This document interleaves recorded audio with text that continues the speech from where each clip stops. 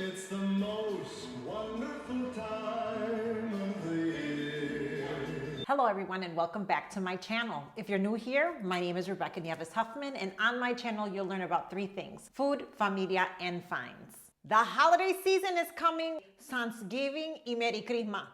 Feliz Navidad. I'm here in my dining room next to the dining room table where all the delicious magic happens, and to think that there are so many hours and yes, even days of planning and preparation for 45 minutes of just pure holiday food bliss. I am so excited in this video to share with you my Thanksgiving turkey, or as I like to call it, Pavochón, turkey that tastes like lechón. My turkey is notorious for being full of flavor, super juicy, people can't get enough. But this turkey also takes a total of 3 days to prepare and bake. Yes, it's a 3-day process, but it is so worth it. So in this video, I am really excited to share with you how exactly I brine, marinate, and then bake my turkey. Turkey is such a high stakes centerpiece part of your Thanksgiving menu that I wanted to give you all an option to practice this on a smaller scale. It's cheaper, but it's also less pressure on you if you're able to practice this on turkey pieces a couple of weeks or even a week in advance. If you love it and you love the flavor of it, then you can use it on Thanksgiving. This is why I decided to do it in this way. So you won't see me do this on a full bird within this video, but practicing it on smaller pieces. I hope you all enjoy this video. It is made with a lot of love and joy to share with all of you a family recipe. I have to credit my sister, Patricia Lopez, who over a decade ago showed me this technique of both brining and how she marinates her turkey, and it's really a family recipe. So shout out to my sister Patricia for her amazing original recipe. So what's the big deal with brining a turkey? Number one, it makes sure that your turkey goes through a process where it stays tender and juicy even after it's been roasted. You see, because turkey by nature is a very lean meat. Brining is a soaking process that ensures that not only does it get good flavor, but also that it remains juicy and it doesn't dry out. The second reason why we brine our turkey is because turkeys also have that gamey pheasant taste to it. And by brining your turkey, you take that gamey taste out of the equation. I'm telling you, once you brine your turkey, you're never gonna go back to making your turkey the way you were making it before. These are the ingredients you're gonna need. A pot full of water, which I've got going right now on the stove. I don't know how to say this in English, but you're gonna need a pilón. You're gonna need a lot of salt. I like to get a poultry herb mix of sage, thyme, and rosemary. And I've got about 5 or 6 cloves of garlic. We are also going to use some peppercorns. That's what we're gonna need the pilón for, is to grind it up just a little bit. You guys, I'm sorry that the lighting was terrible on that shot, but I'm still learning. I've gotten this huge pot. It is a roaring boil right now. I have a whole cup, 1 whole cup of kosher coarse salt, and we're gonna pour it in to our boiling, roaring water. And we are going to let it completely dissolve in that boiling water. We're gonna turn off the heat, put it to the side, and let that water cool off. You do not wanna put your turkey in really hot water, because then it starts the cooking process, and of course it's not gonna cook all the way, it's gonna be nasty. Okay, so these are the containers that you're going to need. First, let's start with our small scale, doing it, practicing it with the pieces. I would encourage you to use a large Tupperware bin, something that you could put the pieces in here, the salt water, the herbs, and that your turkey pieces would be completely submerged in your Tupperware. And make sure you have space in your refrigerator, that you clean out your refrigerator so you can have room for this container. And you're especially on that Monday night or Tuesday morning of doing this brining process, you especially need to make sure that you have enough space in your fridge, because you're gonna go to Home Depot or Menards and you're gonna get yourself a big bucket, okay? And as you can tell, this bucket has been in the family, in being put to good use for some time. I've labeled it. There is a special place I have for seasonal items in my basement that I go down, I get it, I give this a really good clean to get the dust off. But everyone in the family knows not to touch this or use it because it is for the sacred turkey for Thanksgiving. This water is clear. There is no cloudiness. It has absorbed the salt. We're gonna apagarle el fuego or turn off the fire. We're gonna carefully put this in the back burner, let it cool off. And this is where we're going to add our crushed peppercorns and our pieces of garlic. Now, I love this particular peppercorns because it is a medley of different colors. You're gonna put this in your pilon and you're literally gonna give it just a real rough grind, okay? You're not gonna get this to a fine grind. You just want to crack open the peppercorn so when you put it in the water, it starts to release its goodness. And some of them will still remain whole, and that's okay. You're gonna throw it in your agua, and I'm gonna go ahead and take these cloves, and I'm gonna have them and throw them in there. One thing I absolutely love about Thanksgiving is I get to cook with herbs that I don't necessarily cook with around the year. Yes, I mean, sage is so velvety to the touch. It smells so aromatic. Same thing for rosemary. I do use rosemary throughout the year as well as thyme, but all together, putting this and seasoning your brine for the bird is just really, it smells lovely. Now, cooling this off takes like a good half hour to 45 minutes. It takes quite a bit of time. So I go ahead and take advantage and do other things around the house that I have to get done right now. I gotta go feed mom her breakfast. So I will catch you guys in a minute. About an hour and 15 minutes have gone by.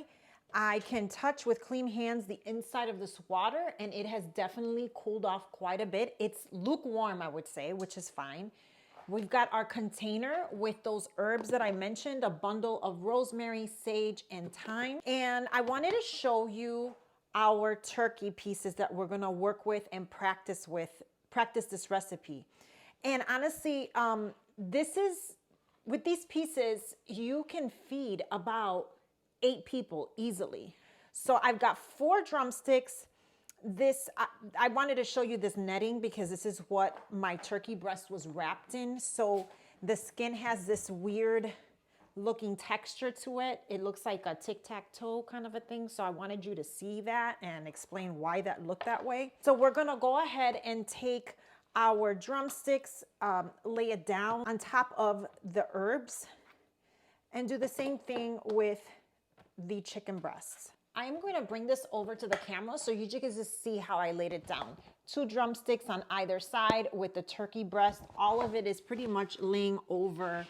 I don't know if you can see it, but there's our herbs. Our next step in this process is to carefully take this brine and pour it over our turkey pieces. Man, I did a great job of measuring. But you see all these peppercorns and the garlic? We're gonna scoop that out of the pot and make sure that it's in the entire brine mixture. It's gonna give it really good flavor. So I've got my cover. I'm gonna go ahead and cover this and put it in my refrigerator for 24 to 36 hours, which is why I said either Monday evening or Tuesday morning before Thanksgiving is when you are going to do this brine process. If you end up getting a full size 20, 25 pound turkey, I highly recommend using a large bucket. Those birds are huge and they are just really hard and cumbersome to deal with. Remember, you put the bird in first and then you pour the brine over it. You're gonna wanna stick the bird in breast side down, because breast is the driest, right? It's the leanest part of the bird. So that way, while it is brining in that 24 to 36 hour process, it's really absorbing everything and getting those tender juices going, okay? I'll catch you back here on day 2. Thanksgiving turkey recipe instructional tutorial. This is where the magic of the flavor bomb that is my Thanksgiving turkey happens, and that is in making our marinade. I have a refrigerator downstairs, which is great for additional storage, especially on days like Thanksgiving where we're using a lot of refrigerator space. I brought up the container that is currently brining my turkey pieces in this case, since we're doing it small scale. And I've got my blender. What we're gonna go ahead and do is take about a cup of whole garlic cloves. Oregano is truly the superstar spice in this marinade. Add all of that in there. Of course, some adobo and sazon. So here we go. We're gonna put our adobo and sazon in there. Some lemon juice. I've got this organic lemon juice that I get from Costco. As you can tell, I'm eyeballing it, and I'll put instructions down below in the video description, but I've done this so many times that it's become second nature. And here's the kicker. We are gonna go ahead and take your preferred choice of Italian dressing. I use the zesty Italian dressing. Ooh, está duro. Ave Maria, I'm getting a cramp in my hand. Opens it. Oh, wait. I got it open. God, I think they had He-Man and She-Ra on the assembly line when they put this thing.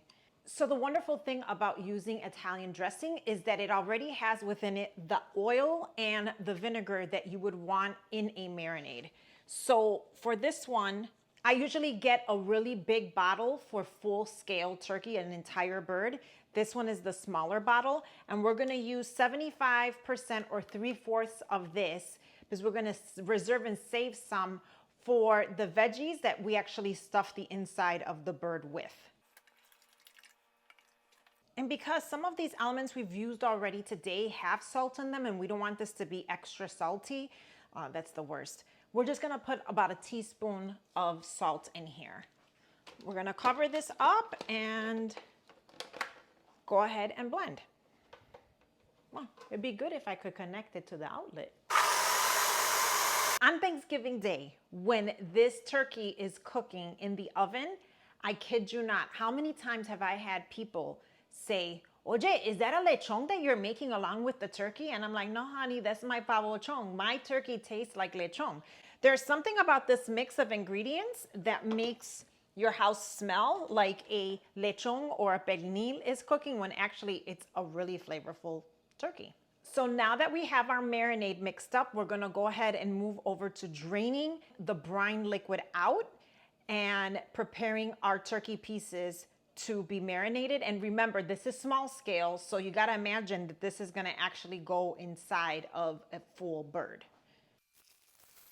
Here is my marinade. It is amazing. And I love this orangey reddish color to it because it's gonna give our turkey a tan. Nobody likes a hincho turkey. Well, as you can see, some of the herbs, the natural herbs, like the rosemary, thyme, and sage, it's here, it's totally fine. But full scale, when you have an entire bird, if you choose to do this recipe with a whole turkey, you're gonna wanna get some kind of oven bag, okay? Put the entire turkey in there and take off your rings, take off your watch, bracelets, jewelry. You want bare, clean hands. And you're gonna take your marinade and you are going to go ahead and pour it in different sections of the bird and get under the skin. Do not be afraid of getting under the skin. So I'll demonstrate. So when it's a little bit harder to do this, but you see this membrane that is here, you're gonna wanna just maneuver through that. I know this sounds really gross, but whether it's with the full bird or with pieces, you're gonna wanna do that because we wanna get our marinade in there, okay? So here we go. We're gonna pour a little bit over initially. And like I said, you cannot be dainty with this. You really have to get in there and give these pieces a massage, all right? With a full scale bird, I will even go in there where the turkey breasts are, and I will strategically place a incision inside of the actual turkey meat, turkey breast meat. And with a turkey baster, I will go in there with my marinade and inject the turkey breast with my marinade. It's harder to do that and show that with this kind of instruction. But so you can see, I continue to peel back the skin and give the pieces of this a massage. And so as you can tell, when they sell you these pieces of turkey breast, it is like, boom, the entire thing is connected, which I absolutely love. I think it'll give you a good sense of how this will taste doing it small scale. I'm gonna go ahead and to see, knowing that all these great flavors are getting in there.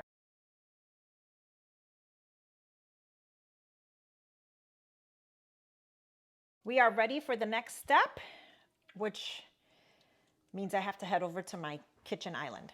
Okay, now that we have our turkey pieces marinated, we're gonna go ahead and work on what's gonna go inside of the turkey. Now, full scale, I do not put stuffing or dressing in my bird. I don't know, something about that disgusts me, but everybody has their personal preferences. My family, what we like to do inside of the cavity of the turkey is to go ahead and put some fresh herbs like parsley and some veggies and garlic like onions, green bell peppers, yellow bell peppers. Really, you pick what your family likes the most. I got some carrots, some celery. I'll put, again, in the video description below what I put in here. And so what I'm gonna do is in a large bowl, I'm gonna put all those, this is about 4 cups. I got like 5 cloves of garlic that I've halved. And I'm gonna take this parsley and I'm gonna just give it a rough cut. And remember that zesty Italian dressing that I said save a little bit, reserve it for later? This is where you use it.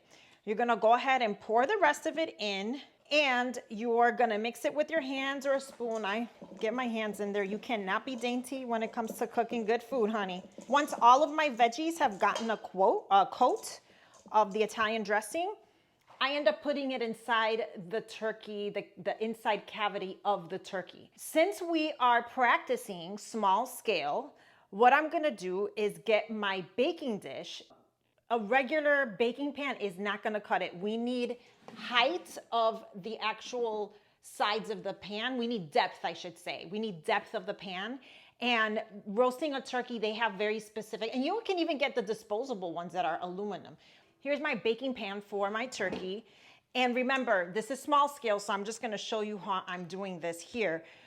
In a large scale, full-size bird, you would be putting, by the time you put it inside of this pan, it would be inside the bag with these veggies inside the cavity, already closed up, you put it in the pan. But for the purposes of this demonstration, let me show you what we're gonna do. We are going to go ahead and just pour this bed of veggies, and we're gonna lay the pieces of our turkey over it. I'm gonna try to change the position of the camera so you can see what it looks like inside, but we are gonna lay over, remember we had 4 drumsticks. We're gonna put 2 on each side.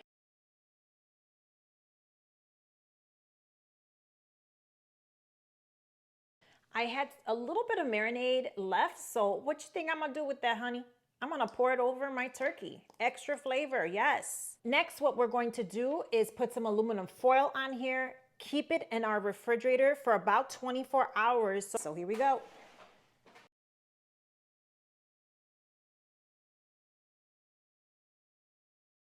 Day 3, Thanksgiving. You have brined your bird. You have marinated the bird. Today, on your 3rd day, it's all about baking your bird. So it's Thanksgiving. I like to bake my turkey in a bag, in an oven bag. So what is cooking in the oven bag going to do for your bird? Basically, it's gonna make sure that that bird is tender and juicy. It is gonna be in the oven for a long time, 2-3 hours, depending on the weight of your bird. So make sure, and the good thing about these oven bags is that it comes with instructions on how many minutes per pound you're supposed to bake your bird. So what I'm gonna do now is, since we're doing this small scale practice, now with the aluminum foil covering our pan, we are going to put it in the oven at 350 degrees. And this is a tool that you are going to need not just for your Thanksgiving bird, but for other proteins that you cook throughout the year, is a thermometer. This is gonna be your friend. This is the thing that's gonna tell you whether or not your bird is ready. So what you're going to do on Thanksgiving Day when you have that big old bird in the oven is, after the time that it has stated that you need to go ahead and pull it out of the oven, you're gonna test it by inserting this either on the breast, which is probably the meatiest part, or on the thigh or leg. I do both just to be careful. And so you're gonna want the temperature to read 165 degrees at least. Once it reads 165, you're good to go. A few pro tips in terms of the day that you bake your bird. Number one is when you are baking it in the oven bag, make sure that the breasts are down. So what's gonna happen is with the breast facing down, as it is baking, all those juices are gonna just run down to the bottom, right? And it's gonna continue to keep your most substantive part of that bird, which is the breast, to keep it from going dry. So when there's about 10 minutes left on your cooking time, what I like to do is take my pan, put it on my oven or a safe place to handle. And because typically your oven is full of other dishes, right? So I will probably put it on my island or on a countertop. And so what you're gonna do is you're gonna take, and the good thing about working with an oven bag is that you can handle the bird a bit easier. And so you're gonna carefully take it, turn it over, so that way it is breast sides up. You're gonna cut open your bag, reveal, and you are going to, even with the bag still there, you can cut it open and tuck the rest of that plastic bag on the bottom. All those juices are gonna come out. It's gonna be an aromatic experience. After you cut that open and the two breasts are exposed, this sounds kind of dirty. What you're gonna do next is you're gonna continue to bake it for those remaining 10, 15 minutes. And what'll happen is that's gonna help brown the skin of the breast. Nobody likes a pale bird or a pale chicken or any kind of pale poultry. So what we're gonna do is just wait until that skin has crisped up and has browned. This is what the bird is gonna look like inside the bag. These oven bags typically come with at least 2 bags within them. Follow the instructions on the oven bag, and I'm telling you, once you cook your bird inside this oven bag, you're never gonna go back from exposing it like a person without SPF in the summer in Puerto Rico, okay? So I've taken this out of the oven, and as you can tell from my thermometer, it has not reached yet the 165 degrees, but this leg, the drumstick, as you can see, there's a little hole there. It has reached actually 180 degrees. So what I am going to do is I'm gonna cook it for the next 15, 20 minutes uncovered, so that way the skin could get nice and brown, and we can finish this turkey breast, its cooking time, so that way it could be well done.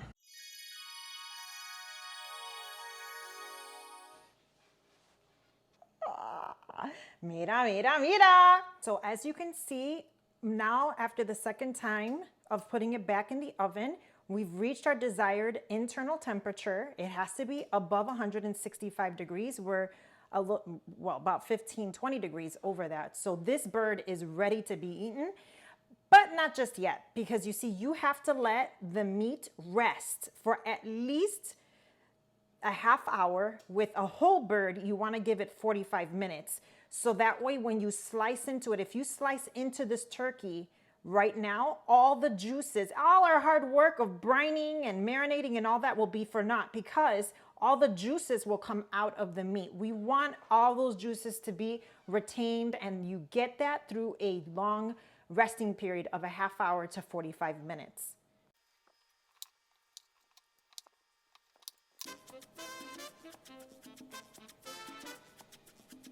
This thing is so juicy that, look, it is like running over the cutting board. With that, we had an early Thanksgiving, and I gotta tell you that my family was not complaining about that. They absolutely enjoyed that. We had it with some dressing and se dieron una jaltera.